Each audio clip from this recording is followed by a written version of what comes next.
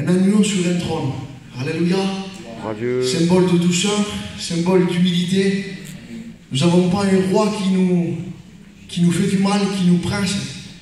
Nous avons un roi qui a le caractère de l'agneau et qui est là pour, comme le disait Jonathan, nous soutenir dans les moments les plus difficiles, dans les moments où nous ne comprenons pas. On ne suit pas Dieu parce qu'on le comprend, on le suit parce qu'on lui fait confiance.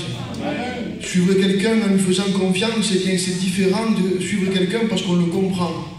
Et je crois que Dieu veut et Dieu aime cette sorte de foi. Lorsque on ne comprend pas, lorsqu'on ne sait pas, lorsqu'on est un peu dans le brouillard, mais on continue à suivre Dieu parce qu'on lui fait confiance. Et on sait que même si la situation par laquelle on passe nous fait du mal à l'intérieur de nous, on sait qu'à la fin, eh bien, si notre main faible est dans sa main forte, alors il nous amènera près des eaux paisibles. Et ce matin, alléluia, je bénis Dieu pour l'attitude de l'Église et pour l'attitude des chrétiens qui souffrent, mais qui malgré la souffrance sont toujours là pour adorer l'agneau qui est sur le trône. Et je crois que ce matin, alléluia, même si on n'est pas expressif dans des moments où, comme le disait Jonathan, il n'y a pas comme ça éclate pas à l'intérieur de nous parce qu'on a mal, mais on est là. Et par notre attitude et par notre présence, on honore Dieu. Et je crois que c'est le plus important, alléluia. Il sait lire dans notre cœur.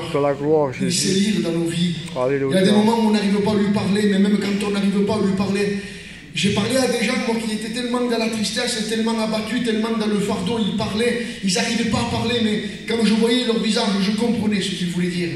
Donc à plus forte raison, celui qui sonde nos cœurs, celui qui connaît nos vies, amen, celui qui nous connaît parfaitement, même sans dire un mot, eh bien il sait lire ce qu'il y a dans nos cœurs. Amen.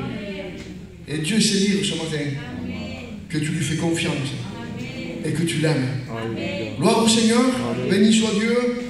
Ce matin, je voulais simplement dans mon cœur vous apporter une pensée, un message concernant nos foyers. Je crois qu'on vit des temps difficiles, des temps d'adversité, des temps où l'ennemi fera tout pour briser nos foyers. Et je crois qu'aujourd'hui, plus que jamais, plus qu'hier, on a besoin de vivre en harmonie dans nos foyers. Parce que je dirais, moi, ce qui nous fera tenir jusqu'à la fin, ce qui nous permettra de garder la foi, et de garder cette confiance en Dieu jusqu'à la fin, eh bien c'est avec l'aide de notre compagne, c'est avec l'aide de notre compagnon qu'on arrivera eh bien, à se soutenir mutuellement et à garder la foi. Amen. Et ce matin, je lisais un texte, je vais vous le lire dans le psaume 68, verset 6. Je vais le lire dans deux traductions différentes. Dieu donne un foyer à ceux qui vivent solitaires. Il rend la liberté avec le bien à ceux qui sont prisonniers, mais les rebelles restent confinés dans les régions arides. Une autre traduction dira, c'est Dieu qui fait habiter dans une même maison ceux qui ont un même esprit, qui délivre les captifs par sa puissance, aussi bien ceux qui l'irritent et qui habitent dans les sépulcres. Amen. Le foyer est très important dans la marche et dans la vie chrétienne. Je pourrais dire, moi, qu'il serait déplaisant à Dieu et qu'il serait, excusez-moi du mot que je vais employer, mais c'est un mot que Jésus employait souvent et il va dire, je dirais ce matin, ça serait hypocrite de ne pas vivre une vie de Dieu chez nous et d'essayer de faire voir qu'on vit une vie de Dieu ici. Donc ce matin, il faut qu'on soit au clair, il faut qu'on soit transparent. Amen. Et je crois qu'il n'y a pas de honte et il n'y a pas de retenue eh bien, à demander le secours de Dieu concernant notre foyer. Ce matin, peut-être que eh bien, dans notre foyer, ça ne va pas. Que dans notre communion avec notre compagne, avec nos enfants, avec notre compagnon, il y a des irritations, il y a des contrariétés, et qui font eh bien, qu'on a du mal eh bien, à ce que Dieu s'installe et s'implante dans notre foyer. Et je crois que la volonté première de Dieu, c'est que, eh bien, de s'implanter dans nos foyers, de vivre au milieu de nos foyers. Amen. D'ailleurs, le mot foyer dans la langue française veut dire quelque chose. Pourquoi est-ce qu'on a employé le mot foyer dans la langue française pour désigner une famille? Parce que dans l'ancien temps, une famille se réunissait autour d'un feu. Et parce que la famille se réunissait autour d'un feu, on a donné à la famille le nom de foyer. Et ce matin, ça serait bien qu'on examine quel feu brûle dans nos foyers. Qu'est-ce qui brûle dans ma vie? Qu'est-ce qui brûle dans mon cœur? Qu'est-ce qui brûle dans le cœur de ma compagne? Qu'est-ce qui brûle dans le cœur de mes enfants? Est-ce que c'est le feu destructeur? Est-ce que c'est le feu de la dispute?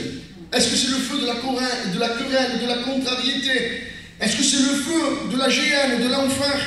Ou est-ce que c'est le feu de l'esprit? Et ce matin, nous allons essayer de voir ensemble, quelle est l'importance qu'il y a, de repartir avec le feu de la Pentecôte dans nos foyers, avec le feu de l'amour de Dieu dans nos foyers.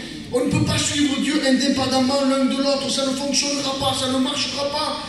La Bible a créé Adam et Ève, il lui a dit, Ève, tu seras un soutien pour Adam, Adam, tu protégeras Ève.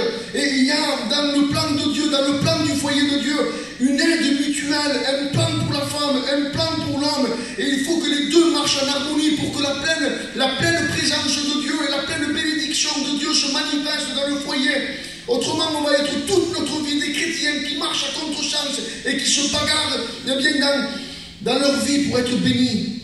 Ce matin, alléluia, j'aimerais vous dire que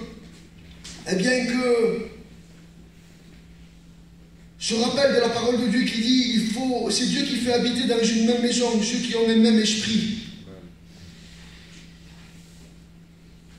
Lorsque Dieu a créé Adam et Ève,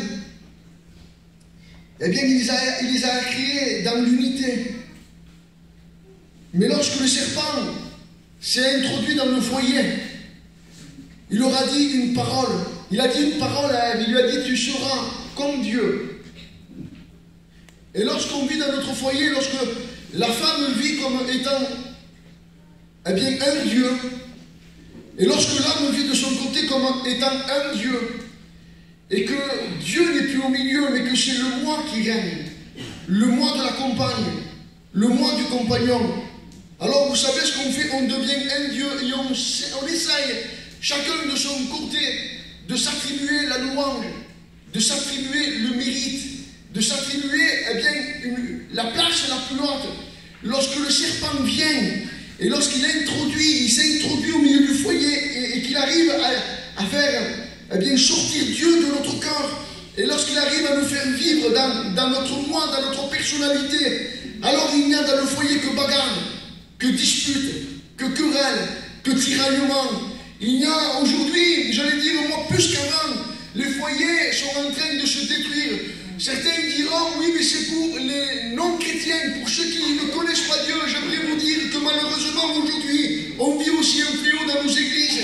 Ça ne se voit pas, c'est caché si vous voulez, derrière le culte, c'est caché derrière le fait qu'on vienne à la réunion, c'est caché derrière une certaine religion, mais en réalité, ce qu'on vit à l'intérieur est tout autre. Et ce matin, Dieu n'est pas le Dieu qui cache, n'est pas le Dieu qui veut dissimuler, il est le Dieu qui veut découvrir, mais pas pour faire du mal, il veut découvrir, pour guérir la plaie qu'il y a à l'intérieur de ton cœur, qu'il y a à l'intérieur du cœur de ta compagne, du cœur de ton compagnon. Ce matin, Dieu veut à nouveau t'unir. T'unir. Il veut que toi et ton compagnon, vous viviez une véritable vie de Dieu. Comment faire pour vivre une véritable vie de Dieu? Comment faire pour réellement que les discordes cessent, que la violence cesse? Vous savez, il y a des paroles, souvent on dit, nous, plutôt qu'entendre ce que j'ai entendu, j'aurais préféré recevoir un coup de poing. Ça vous est pas arrivé, ça? De dire ça? Que quelqu'un vienne et vous parle, et les paroles qu'ils vous disent sont tellement dures, qu'on dit, j'aurais préféré qu'il me mette une gifle, j'aurais préféré qu'il me tape. Et dans le foyer, des fois, je le crois que quand même dans un foyer chrétien, je crois qu'on n'est pas passé le cap de la violence physique. Parce que là, ça devient très grave quand même. Mais même si ça serait ce matin, il y a encore un moyen de revenir à Dieu. Mais je crois qu'au milieu de nous, peut-être, il n'y a pas de violence physique, mais il y a une violence des mots. Où le compagnon essaye de rabaisser la compagne, de l'humilier, de la tenir un peu, eh bien, comme, j'allais dire, un chiffon. Et puis la compagne aussi de son côté, qui vit dans le moi et qui vit sans Dieu, eh bien, elle essaye aussi de son côté, eh bien, de prendre la place de son mari et de le rabaisser en l'humiliant. Tu es un bon à rien et tu ne sais rien faire. Et si le foyer va mal, c'est à cause de toi. Et chacun de son côté, on se renvoie la faute. Et chacun de son côté, on fait de l'autre, eh bien, la déception de notre foyer. On se renvoie la balle de l'un à l'autre. Pourquoi? Parce qu'on essaye de vivre sans Dieu. On vit une religion, mais on ne vit pas une communion. Et quand on vit une religion et quand on ne vit pas une communion, alors on vit, excusez-moi du mot, un mensonge. Et Dieu n'est pas au milieu du mensonge. Le diable est le père du mensonge.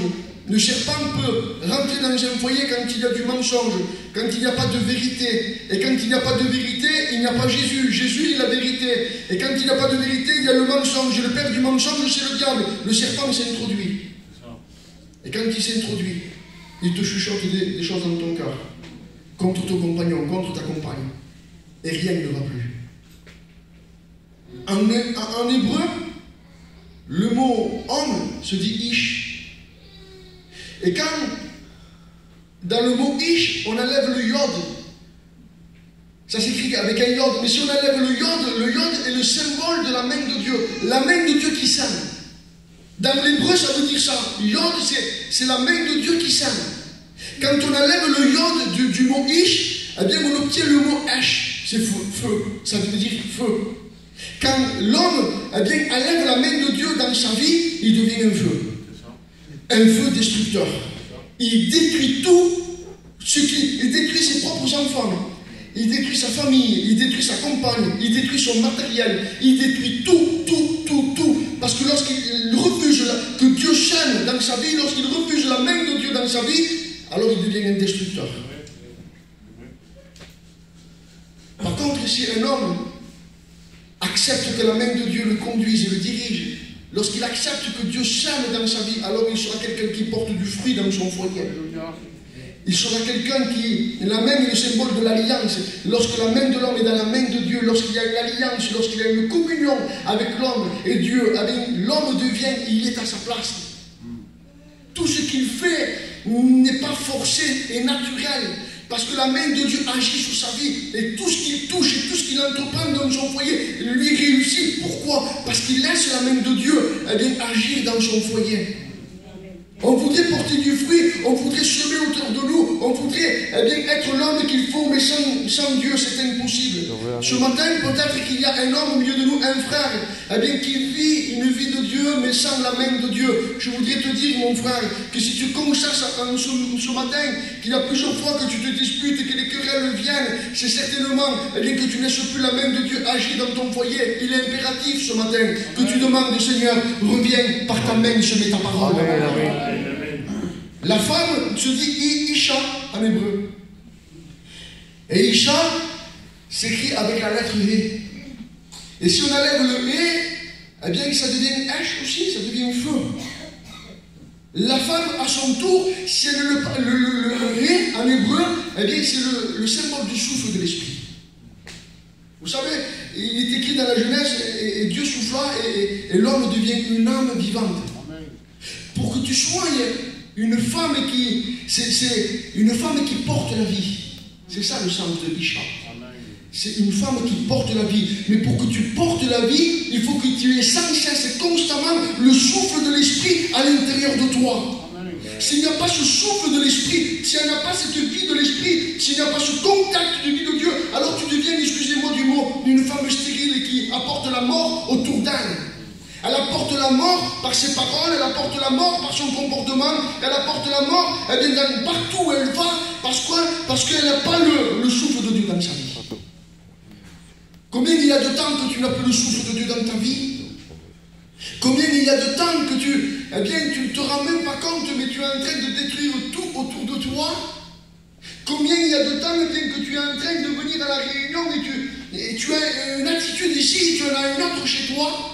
Et ce matin, Dieu ne vient pas dans un esprit de jugement, mais il vient pour te faire, j'allais dire moi, comme un électrochoc. Il veut que tu te vois au miroir de la parole et que tu aies conscience de ce que tu es.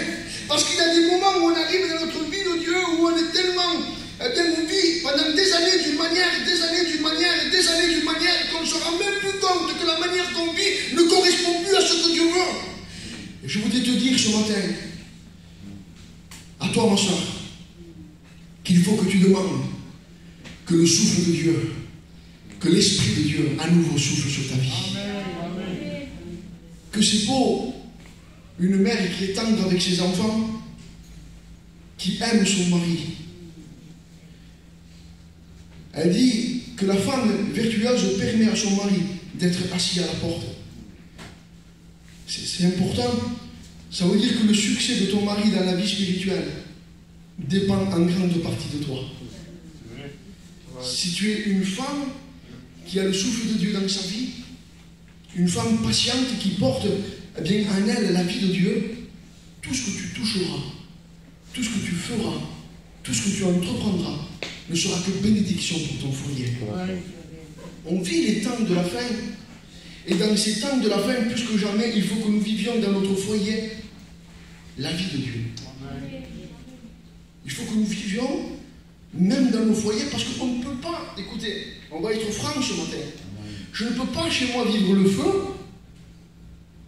et ici, vivre la main de Dieu dans ma vie. C'est contradictoire. Nadab et Abihu, à un moment donné, ont essayé. Leur vie ne correspondait pas, c'était des fils d'Aaron, et ils ont voulu essayer d'allumer un feu. Ils ont voulu allumer le feu pour le sacrifice. Et la Bible dit que c'était un feu étranger, mais pourtant, le feu était toujours allumé de la même manière, oui, mais ils ont voulu faire quelque chose qu'ils ne leur était pas demandé de faire. Et en plus, ils étaient, excusez-moi de la parole, ils aimaient bien, ils avaient le coup de facile. Mais ils se sont permis de dire, oui, mais des fois on peut dire dans notre Dieu, mais Dieu le voit. Mais Dieu le sait, mais Dieu le connaît, il n'y a pas de conséquence à ça. Dieu voit mon cœur, Dieu connaît ma vie, et bien sûr que Dieu connaît notre cœur, et bien sûr que Dieu connaît notre vie, et bien sûr que Dieu veut nous aider, et bien sûr que Dieu ne veut pas nous laisser comme ça. Dieu nous aime trop pour nous laisser comme ça. Il nous aime comme la prunelle de ses yeux, il a donné ce qu'il y avait de plus cher dans le ciel pour nous, et ce matin il est en train de nous dire, il faut que vous reveniez à ce que vous devez être. Amen. Amen. Amen. Gloire au Seigneur. Ecclésiaste, chapitre 4, verset 12, il est écrit, et si quelqu'un est plus fort qu'un seul, les deux peuvent lui résister. Et la corde à 3 fils ne se rompt pas facilement. La corde à 3 fils. Dieu ne veut pas simplement qu'il y ait nous et notre compagne. Il veut qu'il y ait nous, notre compagne et lui. Parce que c'est lui qui est au centre, et quand lui est au centre, c'est lui qui coordonne les choses pour que tout se passe bien. Quand l'Esprit de Dieu, quand Dieu est au centre, c'est lui qui parle dans le cœur de la compagne, et c'est lui qui parle dans le cœur du compagnon pour que les deux vivent en harmonie. Alors, ce matin, je ne sais pas dans quel état de cœur tu es, je ne sais pas ce que tu vis chez toi, je ne sais pas ce que tu vis à ta maison, mais je peux te dire une chose, que Dieu voudrait se réinviter chez toi, que Dieu voudrait se réinviter dans ton cœur. Jacques 3,6, il est écrit, la langue aussi est un feu, c'est le monde de l'iniquité. La langue est placée parmi nos membres, souillant tout le corps et enflammant le cours de la vie, étant elle-même enflammée par la géhenne. Vous savez, la géhenne était un endroit spécial en Israël. Avec tout le respect que je vous dois, c'est là où on jetait toutes les saletés de la ville, c'était l'endroit où on brûlait toutes les saletés de la ville, mais pas seulement. C'était aussi l'endroit où on offrait les enfants en sacrifice à Moloch. Quand Dieu n'est pas au milieu de nous, notre langue devient un feu qui est en train de brûler nos enfants. Notre langue devient un feu qui les sacrifie en quelque sorte à Moloch. Parce qu'on dit qu'on est quelque chose, mais on vit autre chose. Et les enfants qui sont dans notre foyer, eh bien, nous voient vivre constamment. Et pour eux, l'évangile n'est plus une communion, n'est plus quelque chose qui vient de Dieu, mais est une religion, une facette. Mais on inculque nos enfants dans cet état d'esprit-là. Et nos enfants ne comprennent plus rien, s'endurcissent à l'évangile, deviennent durs. Pourquoi? Parce que nous-mêmes, on leur a fermé la porte. Alors ce matin, je ne sais pas quel est l'état de cœur de mes enfants, de tes enfants, parce que parfois nos enfants peuvent nous faire voir quelque chose et en réalité avoir autre chose dans leur cœur. Mais je sais une chose, que toi et moi nous avons un devoir. Elle vient de faire tout pour que nos enfants voient en nous une vie de Dieu. Si par notre langue nous détruisons, si par nos paroles nous semons que des paroles de destruction, que des paroles de critique et que des paroles de murmure, que des paroles bien, qui sont en train d'empoisonner notre foyer, d'empoisonner notre vie, si constamment on est en train de se plaindre de nos enfants, je voudrais te dire à toi ma soeur qu'il y a des enfants, rappelle-toi de ceux qui malheureusement voudraient en avoir. Et qui pleurent et qui demandent à Dieu constamment. Et toi tu es en train de faire des cadeaux que Dieu t'a donnés, des bénédictions que Dieu t'a données. Il te les a donnés, ils sont à toi, il te les a prêtés. Pour que tu les éduques, pour que tu les enseignes, pour que tu les amènes dans la voie droite, pour que tu en prennes soin. Et toi, ils savent le vouloir, parce qu'on a grandi dans une mentalité un peu qui est comme ça, on se permet de dire quelque chose, on se permet de leur parler d'une manière, on se dit ce sont nos enfants, oui, c'est vrai que ce sont nos enfants, mais Dieu nous jugera pour la manière dont on parle à nos enfants et pour la manière dont on les a fait grandir. Alors ce matin, il y a une responsabilité à laquelle Dieu nous appelle. Est-ce que c'est le feu de la GN? Est-ce que c'est le feu de la critique, des discordes, des disputes qu'il y a dans mon foyer? Et si c'est ça ce matin, je voulais te dire qu'il y a un moyen pour toi. Et il y a un moyen pour toi pour remédier à la situation.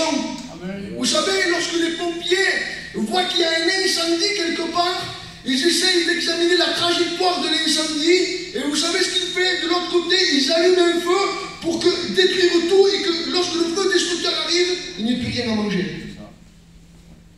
Ce matin, il faut que tu rallumes un autre feu. Amen. Amen. Le feu de la Pentecôte. Amen. Le feu de la vie de Dieu. Cette passion pour Dieu, cet amour pour Dieu. Le feu de la prière. Le feu de la lecture de la parole de Dieu. Le feu de ta communion avec ta famille, de ta réunion avec ta famille. Il y avait quelques temps en arrière, je faisais beaucoup plus de réunions avec ma famille. Quand on a eu l'épidémie, on avait du temps avec nos familles et on a vu le bienfait. Partager des choses avec mon fils Davy, partager avec Ruben, partager avec ma compagne, on avait plus de temps, on était ensemble. Et je crois que des fois c'est bon d'arrêter le temps. Amen. De prendre sa femme, de prendre ses enfants et d'avoir un culte avec eux. Amen. Et de parler avec eux. Parce que des fois dans le cœur de nos enfants, dans le cœur de notre compagne, dans notre propre cœur, il y a des choses qui s'installent. Et si on n'en parle pas, elles s'enveniment. Et vous n'avez pas vu des fois qu'on a des sortes d'humeur? Vous savez, c'est quoi les sortes d'humeur? C'est des choses qu'on refoule et qu'on ne dit pas. Et à un moment donné, on éclate. Mais écoutez, c'est bon, et ça va pas, non? Qu'est-ce qu'il a? Parce que tu croyais que toi allais bien. Mais dans son cœur, ça faisait des mois, des semaines qu'elle gardait quelque chose.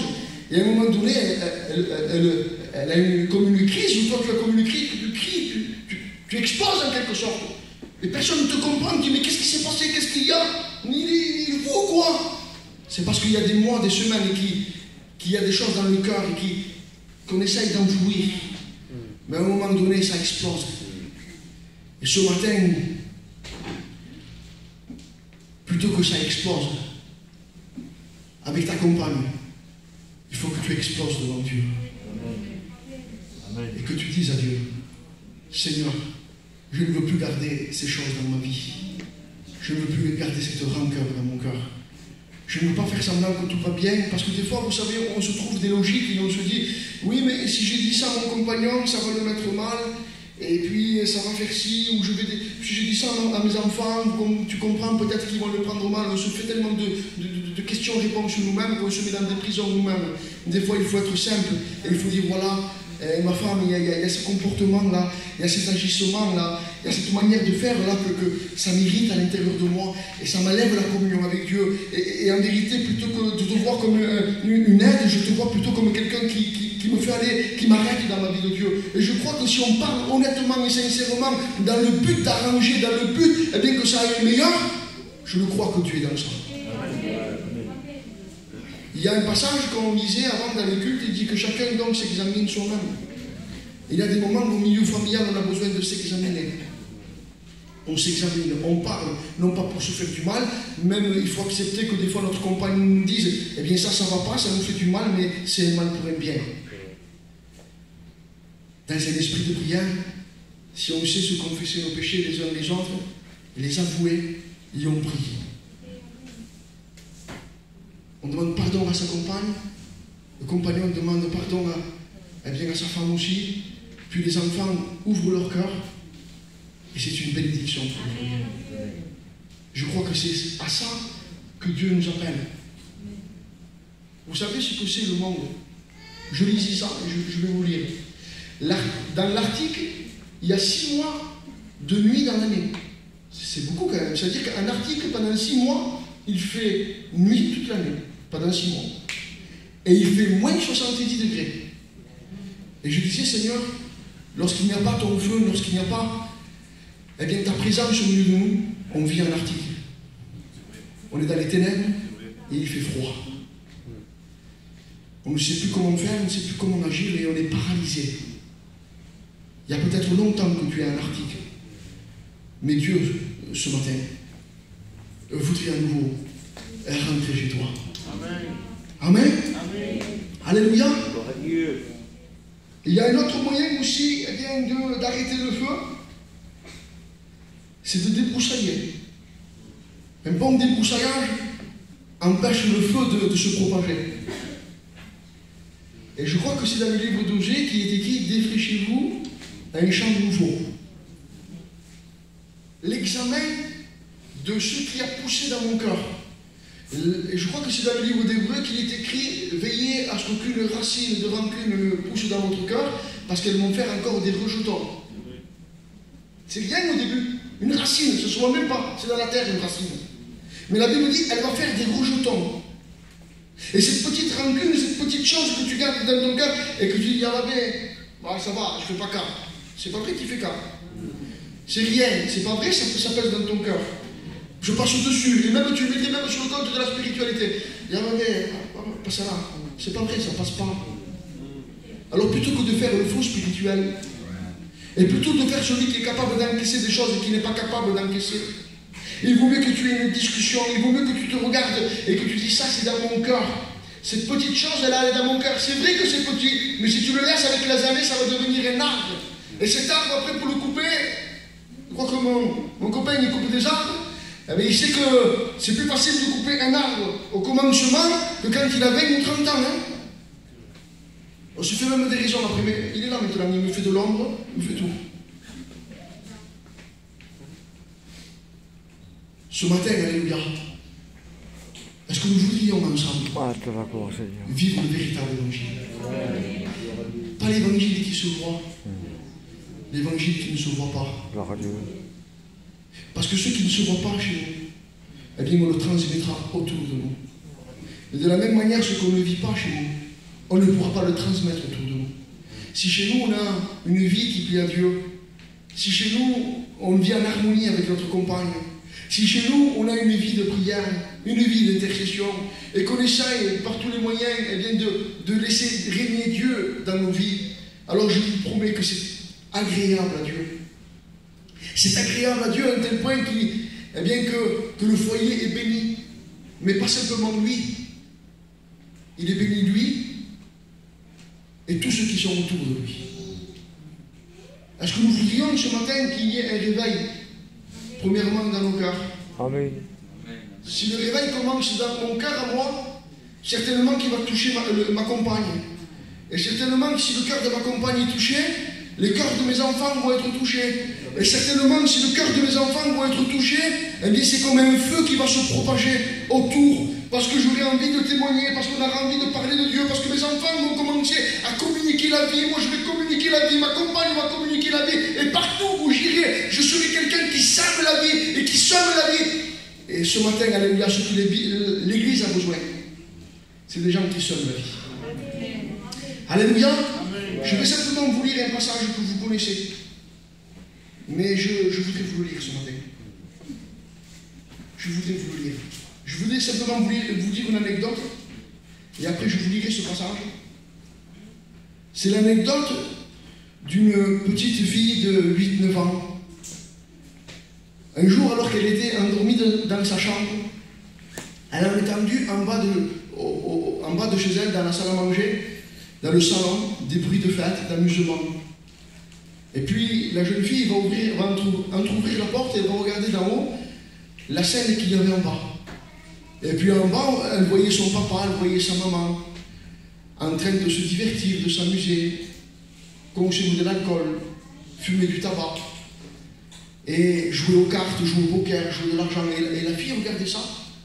Et l'anecdote nous dit que le lendemain matin, cette petite fille va appeler ses voisines et ses copines, et puis elle va se mettre la robe de sa mère, une longue robe de sa mère, et puis elle va refaire la scène qu'elle avait vue. Et elle va donc prendre des cartes, elle va consommer de l'alcool, elle va prendre une cigarette. Et l'histoire nous dit qu'elle va commencer à allumer. Et quand elle a commencé à allumer, l'anecdote nous dit que toute sa robe s'est enflammée. Ses parents étaient tellement alcoolisés et tellement pris dans la fête, eh bien, qu'ils n'entendaient pas jusqu'à ce que sa fille crie. Et lorsque la maman a entendu les cris de sa fille qui était en train de brûler comme une torche vivante, elle va s'approcher d'elle en essayant d'éteindre le feu et elle lui disait: mais pourquoi est-ce que tu as fait ça? Mais pourquoi est-ce que tu as fait ça? Mais pourquoi est-ce que tu as fait ça? Et puis sa fille, sur le point de mourir, elle lui a dit: maman, je voulais faire comme toi. Nos enfants veulent faire comme nous. Nos enfants nous voient vivre. Et ce que nous vivons, ils le reproduiront. Ce matin, est-ce qu'on veut la conversion de nos enfants? Est-ce qu'on veut la conversion de notre jeunesse? Alors vivons cette vie à laquelle il nous appelle. Amen. On lit un passage et après on prie. Quand je parlerai la langue des hommes et des anges, si je n'ai pas la charité ou l'amour, je suis un airain qui résonne ou une cymbale qui retentit.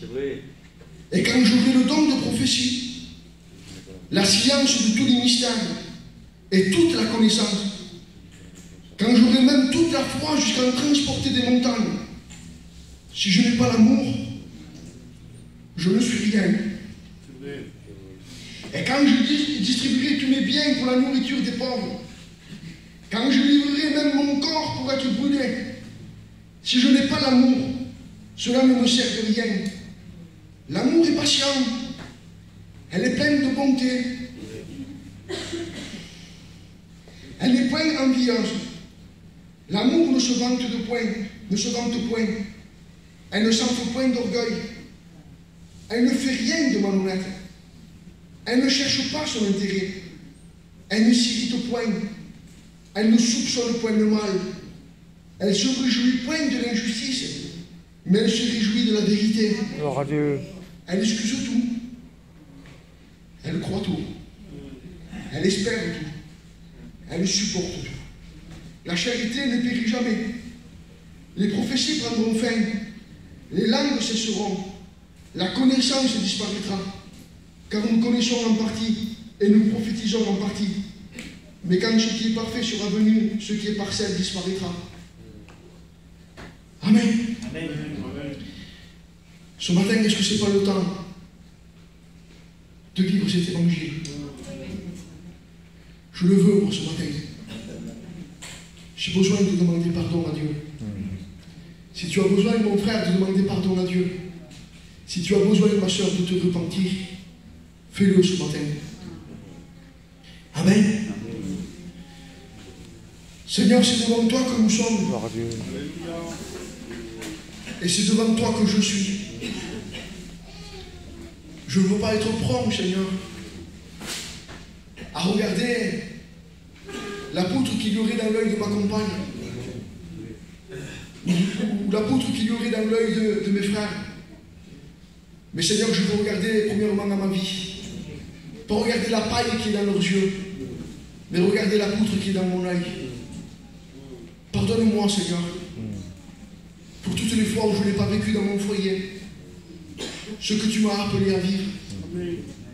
Aide-moi ce matin Amen. à pouvoir t'aimer, Oui, ton Père. à être ce compagnon pour ma compagne, Oui, Seigneur. ce père pour mes enfants, ce pasteur pour mon église, ce frère pour mes frères. Seigneur, bénis-nous. Seigneur, que ton onction ce matin vienne toucher nos cœurs, que ta parole vienne saisir nos vies. Et nous ne voulons plus marcher de la même manière que nous marchions, mais nous vous disons que des foyers repartent de nouveau. Nous voulons que la Pentecôte ce matin vienne envahir nos cœurs, et nous voulons qu'elle se pose sur nos vies, et nous voulons alimenter ce feu de l'Esprit. Hein, Seigneur, lisant ta parole, en te priant, en nous aimant, merci pour tout ce que tu vas faire. Amen. Je te loue, Seigneur, et je te rends grâce dans le nom de Jésus. Si quelqu'un voudrait prier, qu'il le fasse dans la liberté. Amen. Amen. Ta parole.